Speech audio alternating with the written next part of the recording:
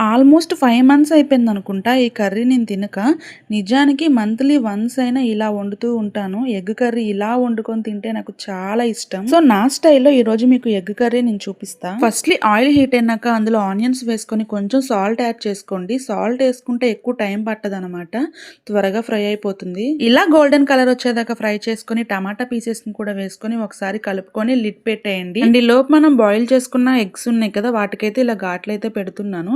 నేను ఎప్పుడు ఇలా కర్రీ చేసినా సరే ఇలా ఘాట్లయితే పెడతాను. నెక్స్ట్ ఇక్కడ చింతపండు రసాన్ని కూడా తీసుకుంటున్నాను. టమాటా పీసెస్ కూడా ఇలా మంచిగా కుక్ అయిపోయినాక ఇప్పుడు మనం తీసుకున్న చింతపండు రసాన్ని కూడా అందులో పోసుకొని రుచికి సరిపడా పసుపు, కారం, ఉప్పు అయితే కొంచెం చూసి వేసుకోండి. స్టార్టింగ్ లో వేసుకున్నాం కాబట్టి వాటిని కూడా మొత్తం ఒకసారి కలుపుకొని మనం బాయిల్ చేసుకున్న ఎగ్స్ అయితే అందులో వేసుకొని కొంచెం కొత్తిమీర వేసుకొని మంచిగా కలుపుకొని మూత పెట్టేసి ఒక 5 మినిట్స్ బాగా కుక్ అవనివ్వండి. ఇలా ఆయిల్ మొత్తం పైకి వచ్చింది అంటే గనక కర్రీ రెడీ అయిపోయినట్టే. ఇలా ఒకసారి ట్రై చేయండి, టేస్ట్ చాలా బాగుంటుంది.